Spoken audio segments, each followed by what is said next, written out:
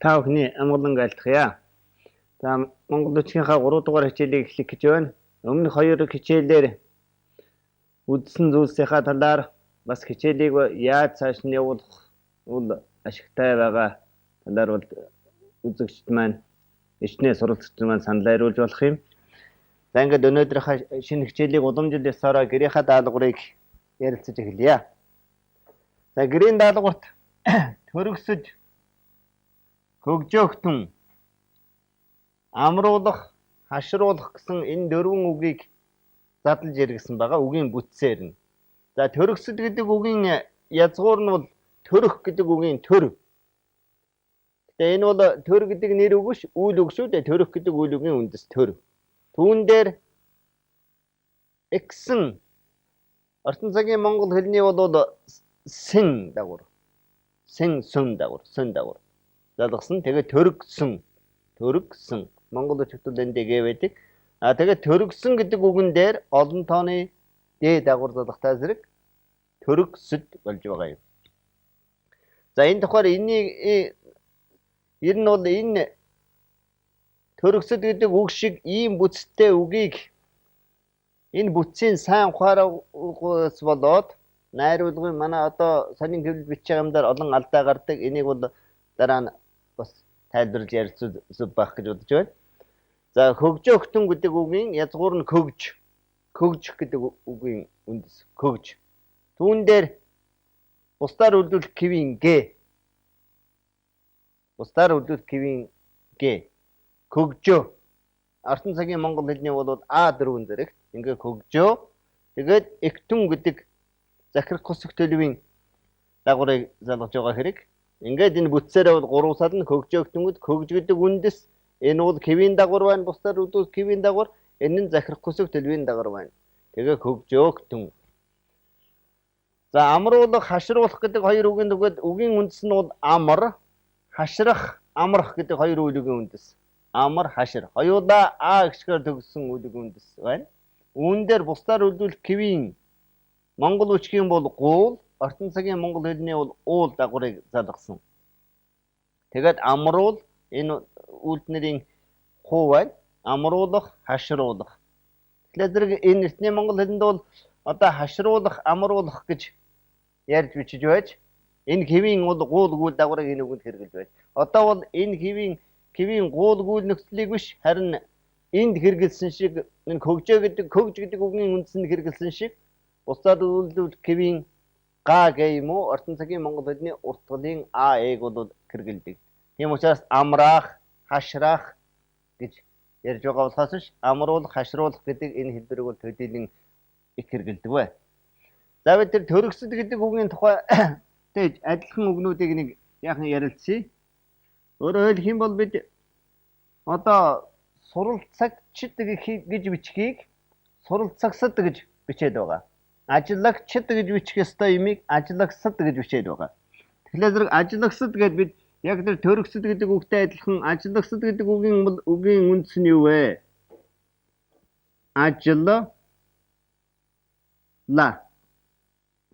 Ажил гэдэг үйл үг байна. Ажил. За энэ дээр бол мөн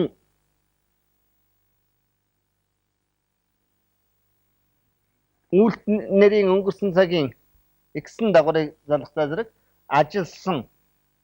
Тэгээд энэ дээр бол олон тооны дээд залгахтай зэрэг ажиллагсад. За яг энд нийлүүлээд бичье.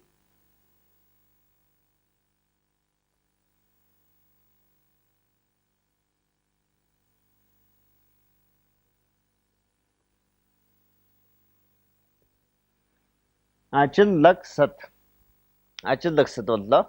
Ажил гэдэг үйл үгийн үндэс энэ дээр аксан гэдэг нөхцөлөө залгаад олон тооны ажиллагсад. Гэтэл бол энийг ямар утгаар ихээр ажиллагсад гэдгийг одоо ичнэ үзэгч тавхан ажиглаж байгаа бах. Ажил гэдэг үйл үгийн үндсэн дээр энэ чинь өнгөрсөн цагийн дагавар залгасан. Тэгээд ажилсан. Тэгээд олон тооны дээд залгасан ажиллагсад гэхдээ зэрэг ажиллаж байсан хүмүүс болж байгаа. Тэгэхээр хамгийн гол нь бол одоо бид сонин хэвлэлдээ ч гэсэн энийг бол яаж алдад найруулад байна вэ гэхээр ажиллагсад гэдгийг ажиллагчд одоо ажиллаж байгаа гэсэн утгаар бол энийг хэрэглээд байдаг. Суралцагчид гэж бичхийн оронд суралцагсад гэж бичээд байдаг. Суралцагсад гэж бичих юм бол суралцаж байсан хүмүүс болохоос биш, одоо суралцаж байгаа хүмүүс биш. Мөн энд ялгалгүй ажиллагсад гэж бичвэл ажиллаж байсан хүмүүс болохоос биш, одоо ажиллаж байгаа хүмүүс биш. Одоо ажиллаж байгаа хүмүүсүүдийг олонний утгаар илэрхийлээ гэвэл ажиллагчид гэж бичих ёстой. Энийг бол энэ ташрамд сайн анхаараад аваарай. Мөн суралцагсад ялгаагүй одоо би дахиад харж болно. Үгийн үндэс нь бол суралц гэдэг үгийн үндэс. Суралцаа. Тэгээд энэ дээр өнгөрсөн цагийн X-ын дагавар залгаад тэгээд олон тооны дээд залхаар сурал цаг сад нийлүүлээд энд бичих юм бол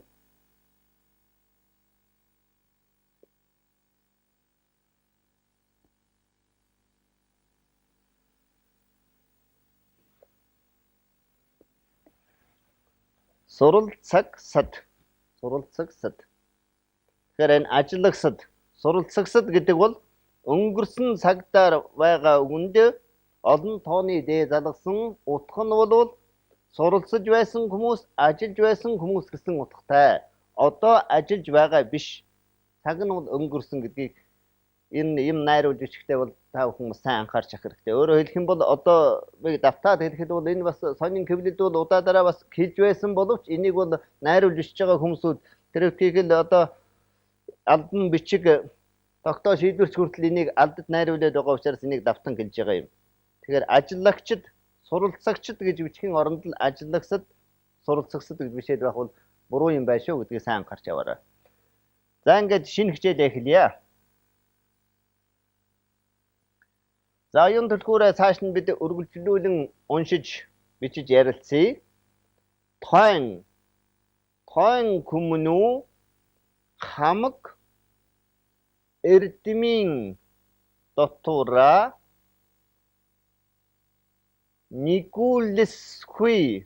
нэгүүлсгүй сэтгэл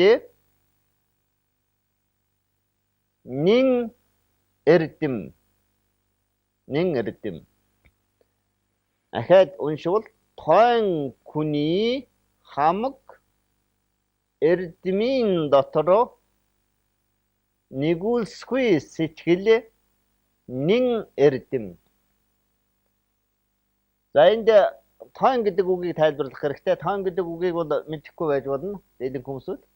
Тойн гэдэг үг бол эрдний уйгар гаралтай үг. Уйгар. Уйгар гэхээр одоо хичээл сурагчид маань санаж байгаа баха. Ер нь монгол бичгийг маань анх уйгараас авсан гэж хэлдэг шүү дээ. Тийм учраас ер нь энэ бурхан шашны холбоотой олон үгийг бол эртний санскритээс нь цог дуугараар дамжуулж авсан олон үгнүүд байдаг. Энэ хуучин бичгийн хэлэнд бол уйгар үгнүүд нэлээд байдаг. Тойн гэдэг бол уйгар гаралтай үг. Утга нь бол хоёр утгатай. Монгол бичгийн хэлэнд бол тойн гэдэг үг хоёр утгатай. Нэгдүгээр утга нь бол лам гэсэн үгийн хүндэтгсэн хэлбэр. Энд бол тэр утгаараа байгаа юм. Лам гэсэн үгийн хүндэтгсэн хэлбэр. Лам гэж хэлхийн хүндэтгсэн хэлбэрийг бол тойн гэж хэлдэг. За хоёрдугаар утга нь бол бас тайж гаралтай лам хүнийг бол тойн гэж хэлдэг. Тайж гаралтай юм уу? Язгууртан гаралтай лам хүнийг бол тойн гэж хэлдэг. Тэгэхээр тойн гэдэг үг бол монгол хэлэнд хоёр утгатай байх нэ. Нэгдүгээрт бол лам хүнийг хүндэтгсэн утгаар тойн гэж хэлдэг байх нь, хоёрдугаарт бол язгууртан гаралтай лам хүнийг бас тойн гэж хэлдэг байх наа гэж мэдж яваарай. За энд бол тэр ламыг хүндэтгсэн утгаар хэлж байна. Тойн. Тойн хүний хамаг эрдмийн дотор. За ер нь лам хүний хамаг эрдмийн дотор сурсан мэдсэн туулсан эрдмийн дотор бол нэгүүлсгүй сэтгэл бол нин эрдэм гэж. За тэгэхээр нэгүүлсгүй сэтгэл гэдэг нь нэгүүлсгүй нэггүл гэдэг маань нүгэл буйны нүглийг бас нэгүл гэж бичдэг. Бас түүнтэй нэг гаралтай гэж судлаачид бол үзсэн байдаг. За нэгүүлсгүй сэтгэл гэдэг бол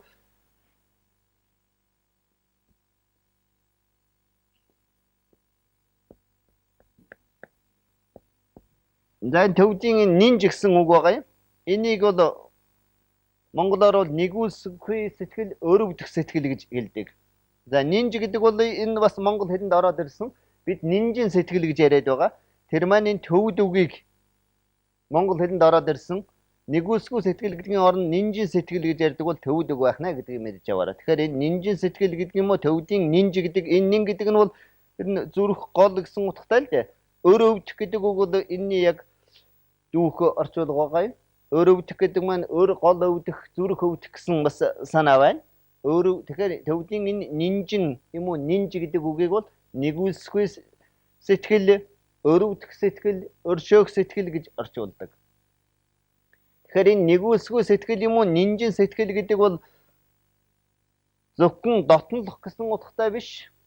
Хамаг зовлонтон амьтныг хөөрхий гэж зовлонтон амьтны тэр зовлонг арилгахын төлөө сэтгэл өөрийнхөө өр зүрхийг өвдгөж явдаг тийм их энэрхэнгүй өрөвч сэтгэлийг бол нэгүсгүй сэтгэл гэж байгаа. Тэгэхээр лам хүний хамаг эрдмийн дотор бол тийм нинжин сэтгэл, нэгүсгүй сэтгэл, өрөвдгүй сэтгэл бол хамгийн гол зүйл нь байна. Хамгийн гол эрдэм юм а гэж хэлсэн байна.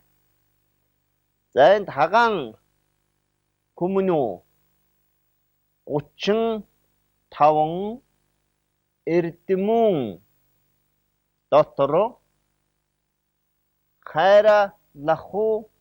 хайрлах сэтгэл нин эрдэм. Тэгэхээр хаан хүний 35 эрдэмийн дотор хайрлах сэтгэл нин эрдэм. За тэгэхээр улсын эзэн төрийн хаан хүнд бол байх ёстой 35 чухал шинж чанар байдаг. А түүний дотор бол хамгийн гол нь бол хайрлах сэтгэл байх учиртай гэж энд хэлсэн байна.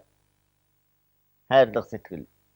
Ард иргэдэн одоо хайрладаг сэтгэл бол хамгийн гол шинж байх ёстой. Хаан хүний 35 шинж чанарын дотроос гэж. За хатан хүмүүн 15 эрдэмүн дотор сайхан агаали нин эрдэм. Хатан хүний 15 эрдэмийн дотор сайхан айл нин эрдэм. За тэгэхээр хатан хүнд бол байх ёстой 15 шинж, 15 чухал эрхэмлэх ёстой чухал эрдэм зүйл байдаг гэж байна. Түүн дотроос хамгийн гол нь бол сайхан айл юм а гэж.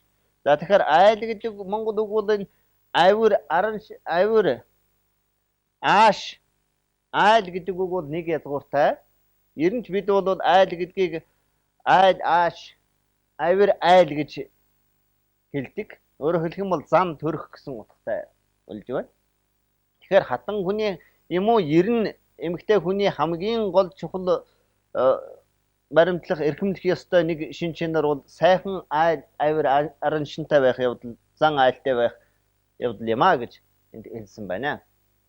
За ингээд оюун түлхүүрийнхээ эхний хэсгийг бичиж явсан сая унсныгаа бол наа бүхнийг бол зэрэгцүүлээд хамт бичээд яваа гэдэгт бол итгэж байна. Тэгээд энэ тон хүний хамаг эрдмийн дотор нэгүсгэн сэтгэл нин эрдэм гэсэн саяхаа энэ унсан энэ хэсгийг бол өөрснөөхөө бичсэнтэй нэг тулгаад хараад ав.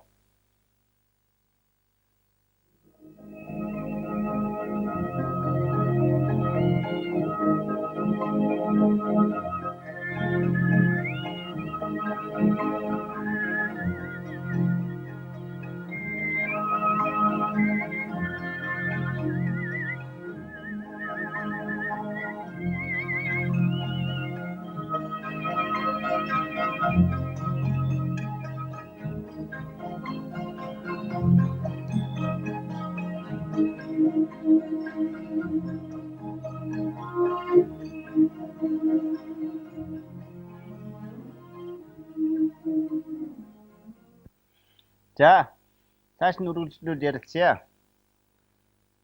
Төшмөл хүмүүн 9 эрдмийн дотор төвшин сэтгэл нин эрдэм.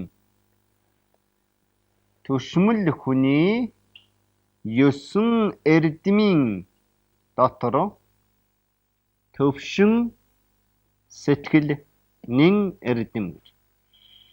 Тэгэхээр төрийг төшдөг төшмөл хүнд бол байх ёстой 9 эрдэм, 9 чухал шинж байдаг. Түүний дотор бол хамгийн гол нь төвшин сэтгэл гэж. Төвшин сэтгэл гэдэг маань одоо өөрөөр хэлэх юм бол алагчлахгүй сэтгэл гэсэн үг. Төвшин сэтгэл гэдэг бол ямар нэгэн ханаасаач бай, харсалбатаасаач бай уруу татагдаж хэргийг буруу шүүхш, үнэн голоор нь төвшин барьж чадах, алагчлахгүй барьж чадах тийм шинж бол төвшин хүнд бол хамгийн чухал байдаг байна. Өөрөөр хэлбэл манай ард нь хэлдэг одоо ноён төрийн ноён нур одоо төвшин байх тийм шинж бол хамгийн чухал шинж гэж хэлсэн байна. За тойн хүмүүн хамаг эрдэмийг төгс суравч дотор ван нэгүүлсгүй сэтгэл үгүй болбас тоглош үгүй эрдэмтэй болбоч тун тус үгүй гэж. Тэгэхээр тойн хүн гэдгийг бол бид түрүүн ярилцсан. Тойн гэдэг бол ламын хүндэтгэл гэсэн. Тэгэхээр лам хүн байх нь лам хүн хамаг эрдмийг төгс суравч дотроо нэгүүлсгүй сэтгэл үгүй болбоос тоолшгүй эрдэмтэй боловч тун тусгүй гэж. Тэгэхээр тойн хүн бол хамаг эрдмийг төгс суравч гэж. Лам хүний эзэмших ёстой бүхэл ном ухааны бүгдийг сурсан байлаа ч гэсэн дотроо нэгүүлсгүй сэтгэл байхгүй бол тоолшгүй эрдэмтэй байлаа ч гэсэн тун тус байхгүй гэж хэлсэн байна. Тэгэхээр ер нь бол одоо буддийн шашны бурхны шашны бол гол юм бол хүний сэтгэл дотор л байх ёстой гэж үздэг. Сэтгэл дотроо хүний сэтгэлийг эрхэмлдэг. Тэр дотроо бол энэрх хайрлах нэгүүлсэнгүй сэтгэлийг бол хамгийн эрхэмд үздэг. Ер нь одоо сүүлийн үед дэлхийд дахин дэрэгдэж байгаач хүндрэлтний дэлхийд дахины маань энх хамгаалан байгаль дэлхийг хамгаална гэдэг маань эцсийн бол хүндрэлтэнд нэгүүлсэнгүй сэтгэл өрөвдөх энэрх сэтгэл байж гэмээр тэр бүтэх учиртай гэж биз. За цааш нь уншия. Хан хүмүүн хамаг эрхийг төгсөвч хайрлах уу сэтгэл үгүй болбоос хамаг дор арга үгүй хөнгөн болмаа. Хан хүн хамаг эрхийг төгсөвч хайрлах сэтгэл үгүй болбоос хамагт арга үгүй хөнгөн болмаа. За тэгэхээр хаан хүн хамаг эрхийг төгсөх гэдэг маань хаан хүн бол их эрх мэдэлтэй байх ёстой. Тэгэхээр бүх эрх мэдэл бол хаан хүний гарт төвлөрвч гэсэн санаагаар хэлж байна. Хамаг эрхийг төгсөвч гэдэг маань. Хаан бол хамаг мэдлийг бол гартаа төвлөрүүлсэн боловч гэж. Хайрлах сэтгэл үгүй болбоос надад албат иргэдэн өрөвдөн хайрлах сэтгэл үгүй болбоос хамагт аргагүй хөнгөн болно гэж. Хамагт гэдэг маань улс даяар олон нийтэд түмэн олондоо аргагүй хөнгөн болно гэдэг маань тэд нар өөрийн албат иргэд бол хүндлэж үзэхгүй гэсэн үг. Хүндлэгдэхгүй тул бол хөнгөн болно гэсэн үг. Хүндлэгдэхгүй. Тэр хаан хүн албат иргэдэн л хайрлж явахгүй юм бол түүний нэр алдар бол хөнгөн байдаг гэсэн. Өөрөөр хэлбэл түүнийг албат олон түмэн тойр өргөж хүндлэхгүй гэсэн санааг хэлж байна. Хатан хүмүүн хамаг сайхан нэг төгсөвч агаал магуутай болбоос харин төрхөмдгэн буцажуу бүг болмаа гэж. Тэгэхээр хатан хүмүүн хамаг сайхныг төгсөвч аал магуутай болбоос харин төрхөмдөө деген буцаж буг болмаа. Тэгэхээр хатан хүн хамаг сайхныг төгсөх гэдэг бол хатан хүн ер нь эхнэр хүн эмэгтэй хүн бол хамаг сайхныг төгсөх гэдэг бол сайхан зүсээрээ юм уу сайхан хувцас бүгд байлаач гэсэн айл авир муутай болбол зан ааш нь муу болбоос харин төрхөмдөө буцаж буг болно гэж. Төрхөм гэдэг бол бэрийн гэрийг төрхөм гэж хэлдэг. Өөрөөр хэлэх юм бол эмэгтэй хүний өөрний төрсөн гэрийг бол төрхөм гэж хэлдэг. Бэрийн гэр. Төрхөмдөө буцаж буг болно гэж. Тэгэхээр зэрэг аашсан муутай болохтой зэрэг түүнтэй таарахгүй учраас нөхрөөс нь салаад гэртээ буцаж очиод буг болно гэдэг нь бас ахиад тэндээс үргэлжил одоо тэр төрхөмдөө байна гэсэн санаа. Ер нь буг гэдэг үг энд бас тайлбарлаж болох юм. Буг гэдэг бол ер нь шашныхаа утгаар бол хүний сүнс танилж чадахгүй бол буг болдог. Хүний сүнс танилж чадахгүй бол буг болдог. Зүгээр бидний Монгол хүний ярианы хэлэн ч юм уу уран зохиолд бид өдөр тутмын ярианд бол буг гэдэг үгийг ямар утгаар хэрэглэдэг вэ гэхээр зэрэг тэр танилж чадахгүй сүнс гэсэн утга нь маань шилжсэн утгаар яш шиг төвөг тэр дараа гэсэн утгатай. Энд бол яг тэр утгаар гэрийн буг гэдэг маань гэрээсэн ерөөсөө гартгүй гэртэл байж байдаг тийм төвөгтэй дараа яш шиг тэртэй болсон юмыг бол гэрийн буг гэж хэлдэг. Тэгэхээр зэрэг бол эмэгтэй хүн айл авир муутай болох юм бол төрхөмдөө буцаж ирээд тэндээсээ гарахгүй буг болж тэр дараа төвөг болно гэсэн санааг хэлж байна.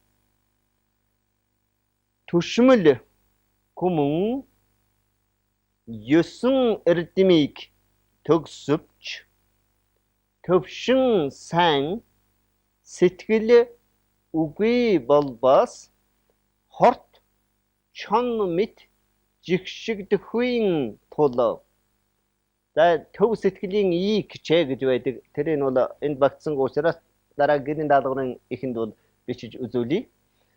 За тэгэхээр зэрэг төшмөл хүн бол 9 эрдмийг төгсөвч. Төшмөл хүнд байх ёстой тэр эрхэм чанар. 9 тэр чанарыг бол бүрэн байлаач 9 эрдмийг төгс байлаач гэсэн сурсан байлаач гэсэн төвшин сайн сэтгэл үгүй болбоос төвшин сэтгэл байхгүй болвол хорт чон мэт жигшигдэх. Олон ардлалд бол хорт чон мэт жигшигдэхийн тулд төв сэтгэлийн ийг хичээ. Төв сэтгэлийн ийг хичээ гэж. За ингээд энэ хоёр самбартаар хамт уншсныгаа бараг зэрэгцүүлээд ихэнхийн тэмдэглээд явж амжсан болов уу? За амжаагүй бол одоо нэг удаа хараад нөхөд бичээд ав.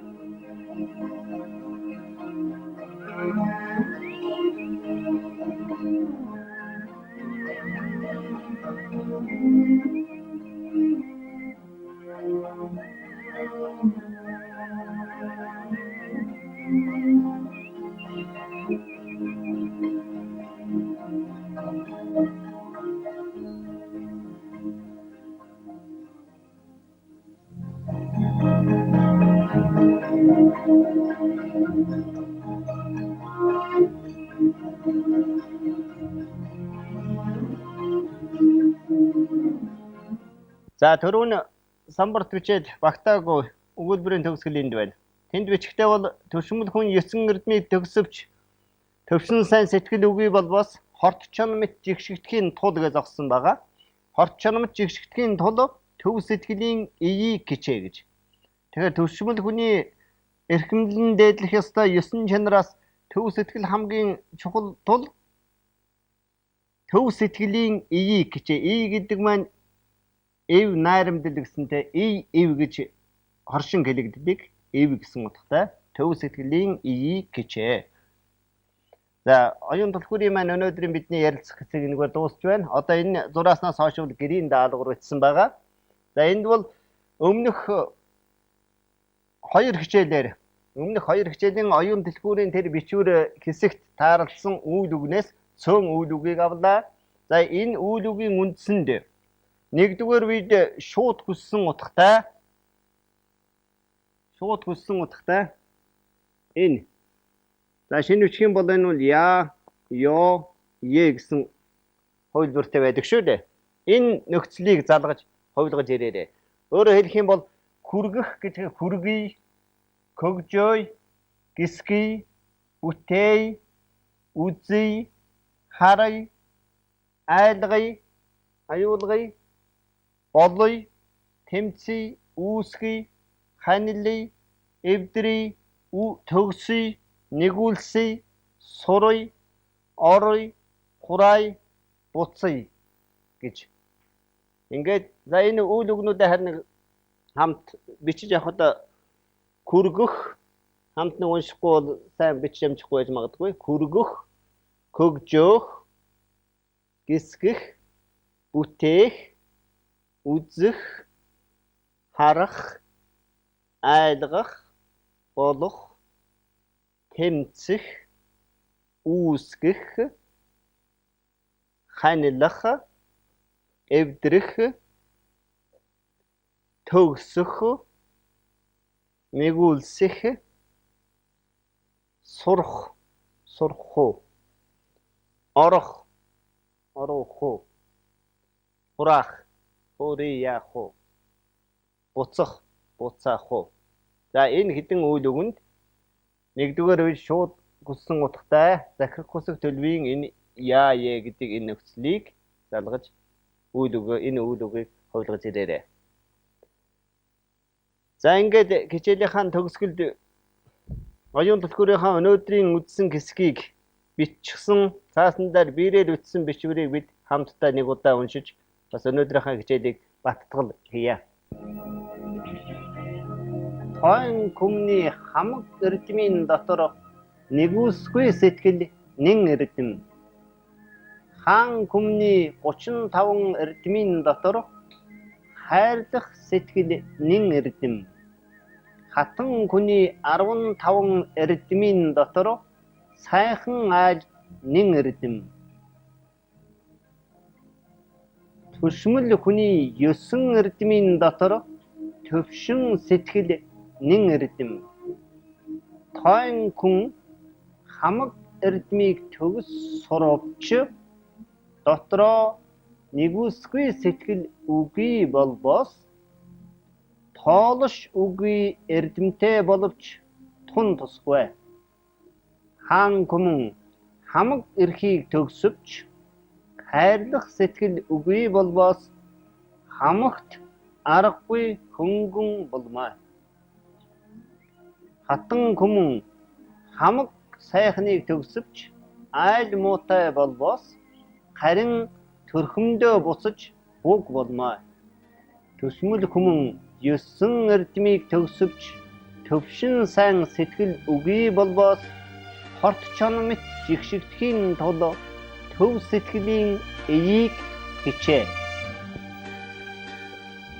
Итгэлийг олоход үнэн хэрэгтэй, эндүг халахад шудраг хэрэгтэй.